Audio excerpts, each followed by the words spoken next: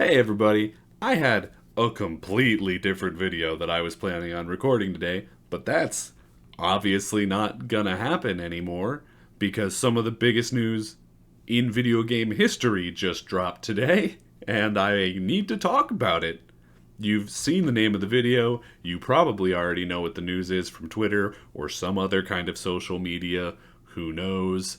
Skywriting, somebody screaming on the streets. I don't want to waste any more time. Let's get into it. I guess I should actually at some point say, in case you haven't seen the news or haven't read the title of the video, I guess, Xbox just announced they have entered into an agreement to purchase Activision, Blizzard, and King. The three of the biggest names, although the third one is probably not a very well known name, in the games industry. And they are making this purchase at the price of $68.7 billion. For reference, Disney bought Fox for $52 billion, meaning that this is a significantly bigger deal than that, financially speaking. It's insane. It's the biggest news possibly in video game history. Definitely the biggest news since they announced that they were going to acquire Bethesda last year, 2 years ago, I guess now. There's definitely some baggage that comes with this, and we're definitely going to talk about all of that. But first, let's get into the raw details of it. So first of all, I want to start with talking about what it is that Xbox actually gets as a part of this acquisition. And the obvious place to start is with the studios. They're getting at least 10 studios. And I say at least because multiple of the studios that they're getting have multiple like buildings, locations, that sort of thing.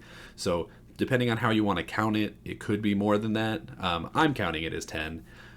So obviously you're getting both Activision and Blizzard, which are huge, and I feel like I don't need to explain how huge they are. But you're also getting Infinity Ward, Sledgehammer, and Treyarch, who of course do all of the Call of Duty games, although I would not be at all surprised if one of them spun off and started doing their own thing as soon as this acquisition goes through, because I just doubt that all three of those studios want to do nothing but Call of Duty forever. And Xbox has always been really good about letting their developers do kind of whatever they want. So spinning off one of those and having Call of Duty not be annual, I think honestly might be best for everyone, because there's definitely a little bit of Call of Duty fatigue going around as well. So not having to get a new one every single year might actually be a good thing for the franchise. Regardless, the next studio, Raven Software, who right now also makes Call of Duty, but that one I am 100% confident as soon as this deal goes through will not be making Call of Duty, because they are more famous for having been like an old CRPG studio, and I fully expect them to go back to doing that. Then you get Toys for Bob, who they make a lot of like more kid-focused platformers, which is something that Phil Spencer specifically said that he wanted to get. They make, Crash. They did Crash 4, It's About Time, and the Insane trilogy. They also did Spyro Reignited, so some real talent in there. They're getting High Moon Studio and Beanox, both of which are more support studios, and I suspect that they probably will stay as support studios, although probably not just for Call of Duty like they are now.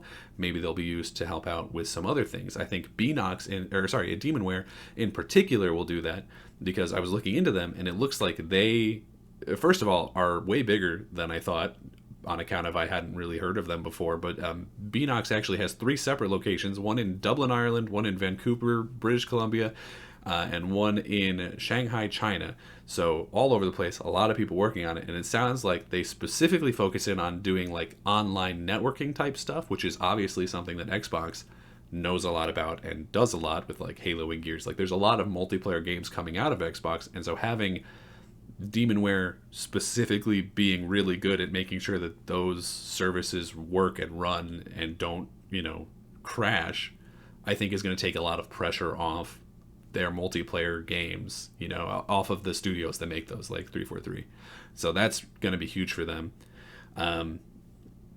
So 10 studios, not counting King, who is a mobile developer. I don't really want to talk about them. They make so much money. They are genuinely probably the reason why this acquisition costs so much, because King makes Candy Crush, which is it's just a money printing machine. So I don't know if I would even count them as a studio. It's like they just bought a gold mine in King, even though I don't really care about Candy Crush, and I'm guessing probably you don't really care about Candy Crush, but 5,000 grandmas on Facebook are playing Candy Crush every day and spending money on it. So it's a big deal. But what I want to talk about is actually the IP that they're getting as a part of this, because that I feel is almost more exciting than anything else.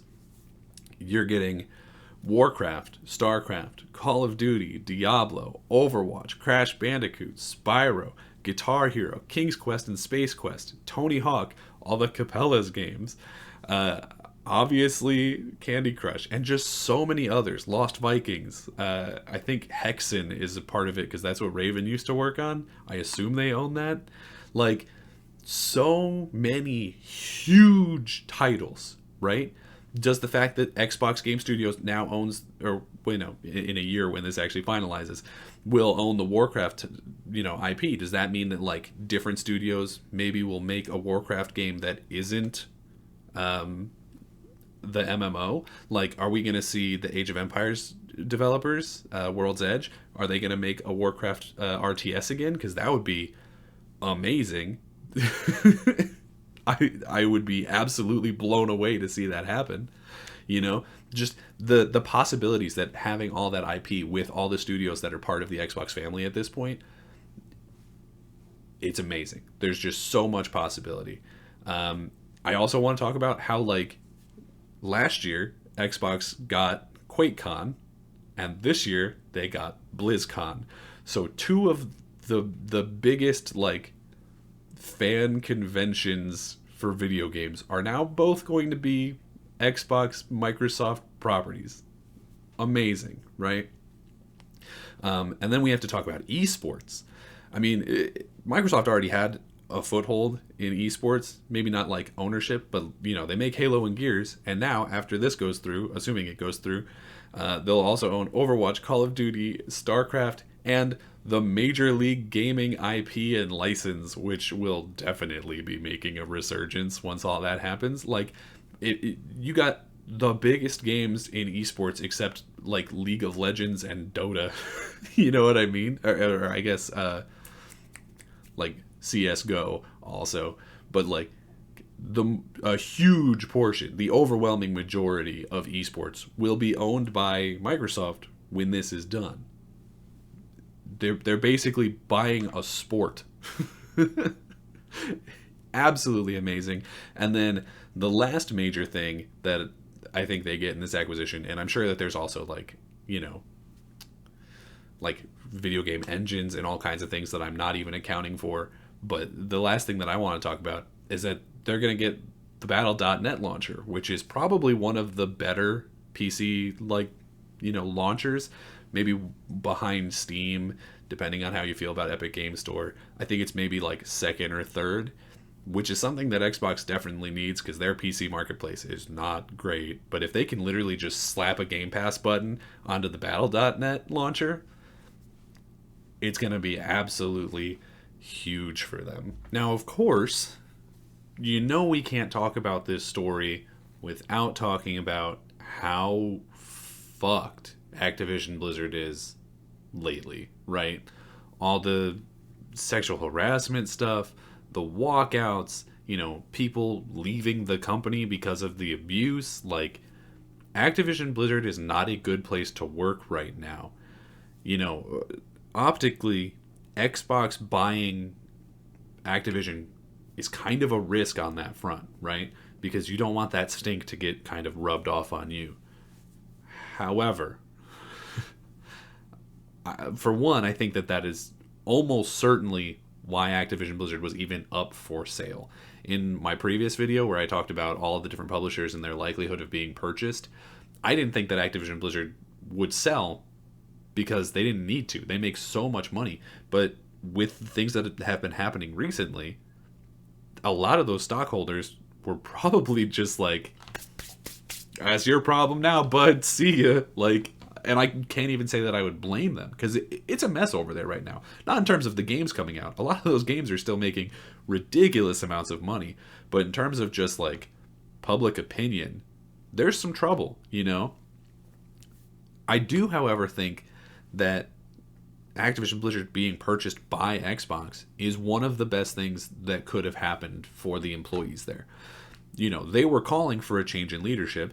I don't think that they necessarily had a change in leadership this large in mind, but it'll do. You know what I mean? Like, and specifically for Xbox, you know, they are very consistently heralded as being one of the bigger, like, good forces in the games industry in terms of things like inclusion and just like fair treatment and all that kind of stuff. So the second anything at an Activision Blizzard studio gets reported, like, they're gonna do something about it, right? Like, this, like, okay, here's the thing. This deal isn't gonna go through for like a year. So don't expect Xbox to be, you know, saying that they're going to make big sweeping changes to the culture at Activision Blizzard. Don't expect them to say we're going to fire Bobby Kotick. But the second this deal finalizes, expect both of those things. In 2023, when this deal is done, when it is on paper and the ownership has transferred over, Bobby Kotick is going to Bobby Kotick. You know, he's gone. He's out. Bye. Right?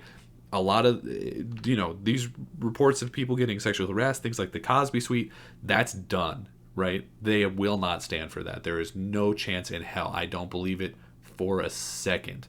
But they're not going to say anything before that deal is finalized to risk the acquisition, right? So they might kind of sugarcoat some of the things that are being said. Like, you know, they might be like, oh, well, we don't have any plans about firing Bobby Kotick. But they're gonna. Like, there's no way that dude stays past 2023. Not a chance in hell, right? You know, it's... Phil Spencer has a lot of history, and really his whole team, but, you know, him specifically as a figurehead. He has a lot of history and a lot of experience turning around big companies after colossal fuck-ups, you know? And weirdly, that kind of means that he is the best suited, potentially, to fix this problem. And so I'm really excited to see him do that. And I hope that this acquisition announcement acts as like a light at the end of the tunnel for people who work at Activision Blizzard. You know, I think that they desperately need that, and being able to see change on the horizon is going to be a very important thing for them. Now, the last thing that I want to address as a part of this video is, as the lawnmowers start up outside, is a question that I've actually gotten multiple times today already from different viewers and friends, which is this the acquisition that you would have made if you were Phil Spencer, if you were Microsoft? And I don't necessarily think that it is. Don't get me wrong. There is no questioning that this is a huge deal and it's a big win for them, right? Financially, you're getting Call of Duty and Candy Crush and Overwatch and World of Warcraft. Like, this is a huge deal, and it's so much money that we're talking about. But for me personally, I don't necessarily think that this is the one I would have made. You know, it's going to be a lot of work. It's going to be so much work to turn around sort of the public opinion and all the terrible cultural shit that's happening over at Activision Blizzard. The fact that you're not going to be able to really do anything about that for a year, and you have to announce it now because an acquisition of this size is public, you know, order, means that between now and then, when things are not changing fast enough at that company and people are still getting harassed and Bobby Kotick still works there, you know, a lot of that is going to blow back on Xbox, and it's going to really suck. And then you look at like the price of it, and it's like, oh shit, for that money you could have bought like Square and Sega and Capcom and God knows what else, WB, who knows, you could buy all of Warner Brothers for that price. Like, Like, if you've got that money to throw around, I don't know that necessarily that's the direction I would have thrown it in, but it's absolutely huge and a big win for every single person involved. This is probably going to be the biggest news story of the entire year, and I'm sure a lot of you have a lot of opinions about it, and I would love to hear every single one of those opinions in the comments down below. I am genuinely really interested to see what most people's take on this is, whether they think it's a good thing or a bad thing, or like, is this the acquisition you would have made, you know? Obviously, do all the things that all the YouTubers tell you to do. Please, if you like this video, like it, share it with a friend. It would mean a lot to me. If you have been here before, maybe consider hitting the subscribe button. You know, we just hit 200, which is not huge, but I'm really, really happy with it, and I would love to continue growing this channel. This is something that I'm very passionate about and really like talking to you guys about all this kind of stuff. And it means a lot to me to just kind of see that number go up, as petty as that might sound. But thanks for watching, and until next time, I'll see you around.